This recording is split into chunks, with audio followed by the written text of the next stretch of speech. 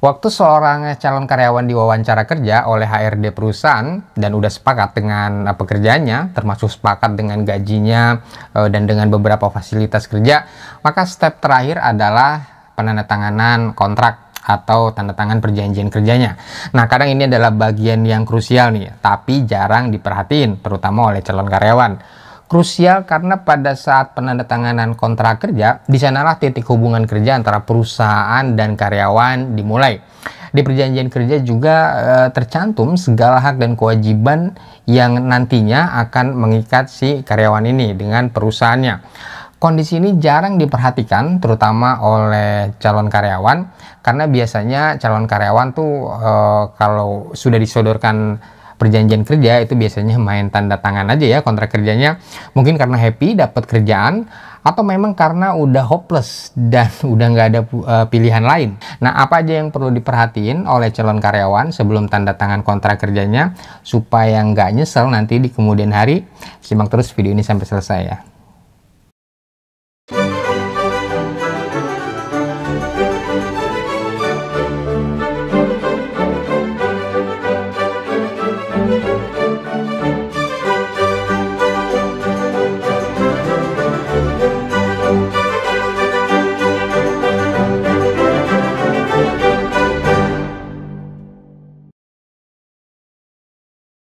Jadi banyak pelanggaran hak dalam hubungan kerja, baik yang dilakukan oleh karyawan maupun oleh perusahaan, itu terjadi karena masing-masing pihak, si perusahaan dan karyawan ini kurang memahami hak dan kewajibannya. Hak dan kewajiban itu sebenarnya sudah tercantum ya di perjanjian kerja atau di kontrak kerjanya, termasuk biasanya dicantumkan juga di peraturan perusahaan.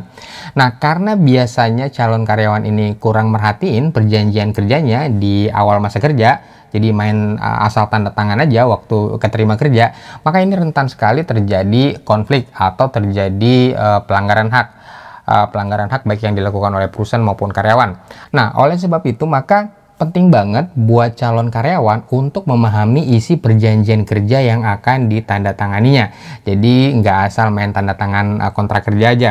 Pentingnya ini terutama untuk merespon kebijakan perusahaan yang menyangkut diri si karyawan. Misalnya ketika si karyawan ini dimutasi atau ketika dia di PHK. Atau sebaliknya, ketika karyawan menuntut sesuatu yang menjadi kebutuhan kerjanya, yang memang menjadi hak karyawannya, jadi karyawan harus tahu dulu nih apa aja haknya, yang secara spesifik biasanya itu ada di perjanjian kerja. Atau kalau nggak di perjanjian kerja, bisa cek di peraturan perusahaannya. Nah, untuk tahu apa aja hak dan kewajiban karyawan dalam hubungan kerja, berikut adalah beberapa hal yang perlu diperhatikan oleh calon karyawan sebelum menandatangani perjanjian kerjanya.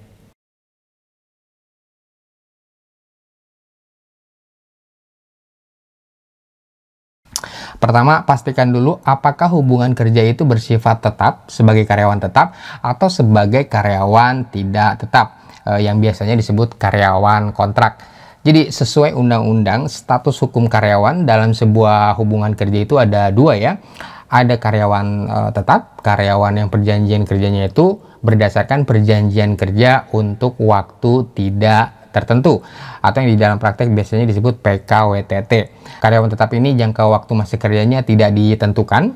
Yang kedua, ada juga karyawan tidak tetap atau istilah umumnya karyawan kontrak. Karyawan yang perjanjian kerjanya berdasarkan perjanjian kerja untuk waktu tertentu atau biasa juga disebut PKWT. Karyawan kontrak ini jangka waktu kerjanya biasanya dibatasi, ditentukan bisa setahun atau bisa 2 tahun dan bisa diperpanjang serta kontraknya juga bisa diperbaharui. Kedua jenis hubungan ini pastinya punya konsekuensi hukum sendiri-sendiri ya yang berbeda. Misalnya kalau karyawan tetap di PHK, maka umumnya dia berhak mendapatkan uang pesangon dan berhak juga mendapatkan uang penghargaan masa kerja serta uang penggantian hak. Sebaliknya kalau karyawan kontrak yang di PHK di tengah masa kontrak misalnya, maka dia tidak berhak mendapatkan uang pesangon, tapi masih bisa mendapatkan uang kompensasi dan uang ganti rugi. Jadi konsekuensi hukumnya kedua jenis hubungan kerja ini bisa berbeda. Bentuk perjanjian kerjanya juga berbeda dan karenanya hak dan kewajibannya juga berbeda antara karyawan tetap dengan karyawan kontrak.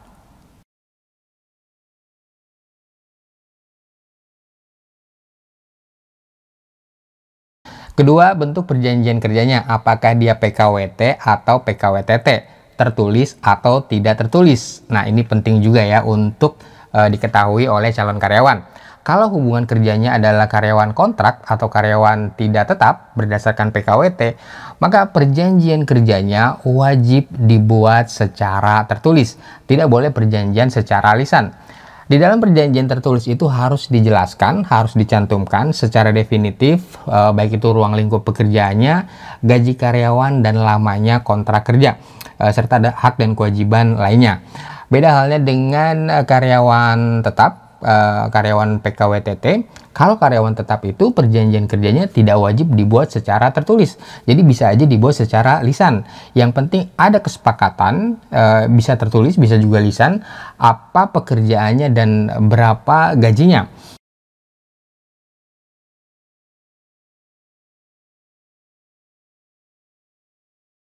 Kalau dari masa kerjanya untuk karyawan tetap, di perjanjian kerja ini tidak ditentukan masa kerjanya ya, beda dengan karyawan kontrak yang di perjanjian kerjanya ini sudah harus ditentukan berapa lama masa kerja si karyawan kontrak tersebut.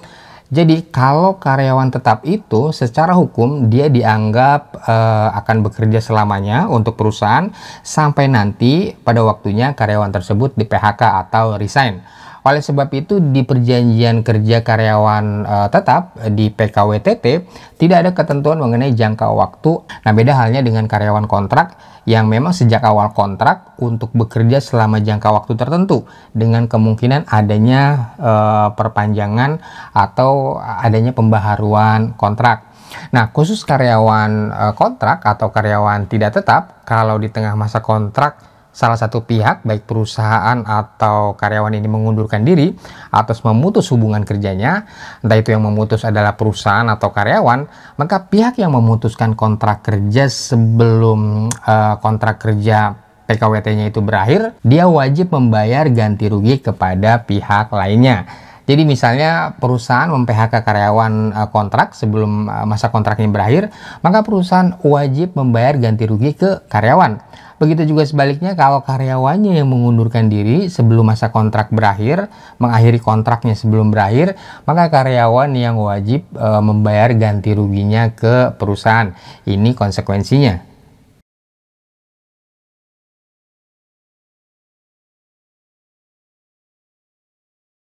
Nah, tadi itu masih umum ya, masih menyangkut hubungan kerja perusahaan dan karyawan secara umum.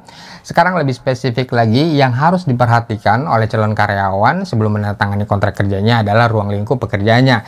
Ini juga perlu disepakati di awal kerja dan dimasukkan ke dalam perjanjian kerja atau ke dalam kontrak kerjanya.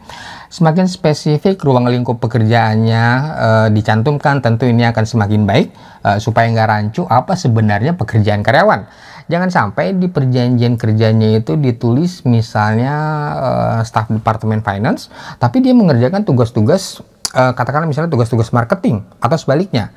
Kalau di perjanjian kerjanya udah clear, kan karyawan juga bisa menolak ya kalau dia diminta mengerjakan pekerjaan lain yang bukan ruang lingkupnya sesuai perjanjian kerja. Jadi kewajiban karyawan di sini jelas dan karyawan punya hak untuk menolak kalau memang ruang lingkupnya itu tidak sesuai dengan perintah perusahaan. Ini cukup fair karena karyawan punya dasar sebagai haknya untuk menolak double job desk. Tapi ya nggak apa-apa juga sih kalau gajinya juga double.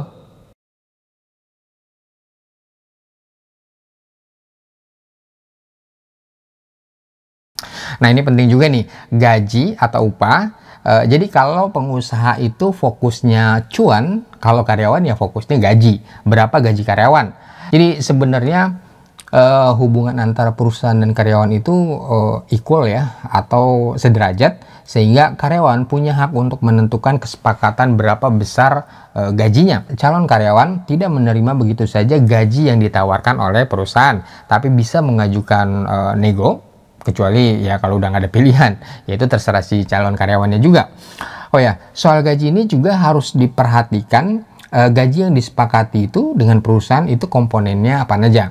Kalau perusahaan misalnya menawarkan gaji katakanlah 5 juta sebulan misalnya, apakah itu sudah bersih keseluruhan komponen gaji atau cuma gaji pokoknya saja? Jadi calon karyawan sebelumnya juga harus tahu nih apa aja komponen gajinya sesuai undang-undang. Kalau menurut peraturan pemerintah di PP nomor 36 tahun 2021 tentang pengupahan, komponen penghasilan karyawan itu ada upah dan ada pendapatan non upah. Untuk upah sendiri ada gaji tanpa tunjangan, bisa juga ada gaji pokok disertai dengan tunjangan, baik tunjangan yang sifatnya tetap maupun tunjangan tidak tetap. Nah, tunjangan tetap itu biasanya diterima secara tetap ya oleh si karyawan setiap bulan tanpa memperhitungkan kehadiran karyawan. Misalnya tunjangan komunikasi untuk beli pulsa katakanlah, atau tunjangan transportasi. Nah, ini kadang-kadang di beberapa perusahaan terpisah dari gaji pokoknya. Sedangkan tunjangan tidak tetap ini sifatnya tidak tetap dan diperhitungkan berdasarkan kehadiran karyawan. Kalau karyawan hadir ya diberi tunjangan, tapi kalau karyawan tidak hadir ya nggak dapat tunjangannya. Misalnya tunjangan tidak tetap ini tunjangan dinas yang diberikan kalau karyawan melakukan perjalanan dinas. Dan kalau misalnya karyawan nggak melakukan perjalanan dinas ya dia nggak dapat tunjangan tidak tetap perjalanan dinasnya. Selain upah atau gaji, pendapatan lainnya karyawan ini ada juga THR, insentif, bonus, uang pengganti fasilitas kerja, dan ada juga uang servis di jenis usaha tertentu, misalnya di hotel dan restoran. Nah, itu adalah beberapa komponen gaji yang bisa dicek oleh calon karyawan ke perusahaannya sebelum menandatangani kontrak kerja sebagai bahan negosiasi juga ya. Dan sebaiknya di komponen gaji tadi juga dimasukkan ke dalam perjanjian kerjanya.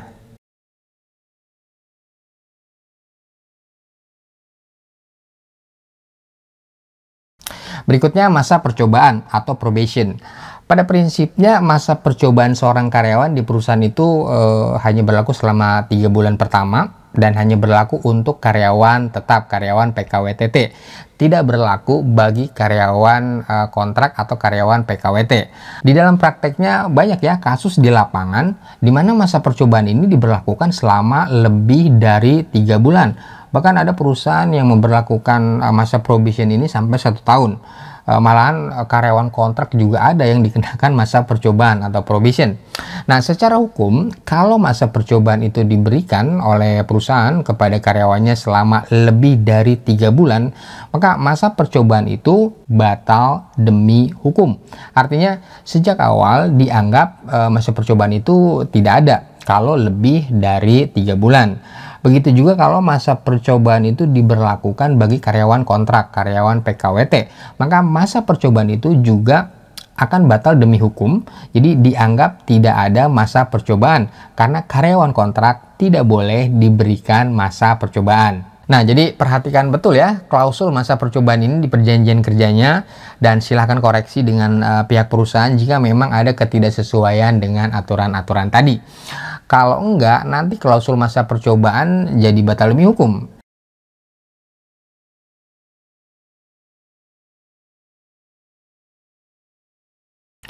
Terakhir, jangan lupa perhatikan juga peraturan perusahaannya. Pada prinsipnya, aturan teknis pelaksanaan hubungan kerja di perusahaan itu diatur di perjanjian kerja dan peraturan perusahaan. Jadi setelah calon karyawan memahami hak dan kewajibannya sesuai perjanjian kerja yang ditandatanganinya, maka calon karyawan juga harus memahami hak dan kewajibannya sesuai peraturan perusahaan. Setiap perusahaan yang mempunyai minimal 10 orang karyawan itu wajib punya peraturan perusahaan ya. Peraturan perusahaan inilah yang berisi tata tertib perusahaan. Biasanya kan perjanjian kerja itu jumlah halamannya nggak terlalu banyak ya. Jumlah halamannya biasanya sedikit, bisa 4 atau 5 lembar halaman. Tapi kalau di peraturan perusahaan itu jumlah halamannya dan jumlah ketentuan yang diaturnya di sana lebih banyak. Sehingga hak dan kewajiban yang tidak atau belum tercantum di perjanjian kerja biasanya ada di peraturan perusahaannya. Jadi hak dan kewajibannya biasanya lebih banyak di peraturan perusahaan. Nah, untuk mengetahui hak dan kewajiban karyawan secara lengkap, karyawan juga harus mempelajari peraturan perusahaannya. Sesuai undang-undang, karyawan berhak untuk mendapatkan salinan dari peraturan perusahaan tersebut. Oleh sebab itu, sewaktu keterima bekerja di perusahaan, maka karyawan sebaiknya meminta salinan peraturan perusahaannya.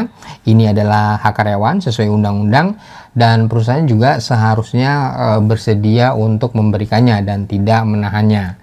Nah, Sobat Legal Access, itu tadi adalah beberapa hal penting yang perlu diperhatikan oleh seorang calon karyawan sewaktu dia akan menandatangani perjanjian kerjanya dengan perusahaan. Sebenarnya masih banyak lagi ya aspek lain, terutama aspek hukumnya yang perlu diperhatikan karena menyangkut hak dan kewajiban karyawan selama karyawan itu menjalin hubungan kerja dengan perusahaan.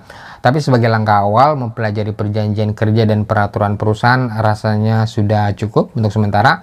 Tinggal berikutnya nanti karyawan bisa fokus pada tugas-tugasnya. So, demikian informasi ini kami sampaikan. Semoga berguna dan bermanfaat ya bagi Anda dalam menjalankan hubungan kerja Anda di perusahaan. Salam.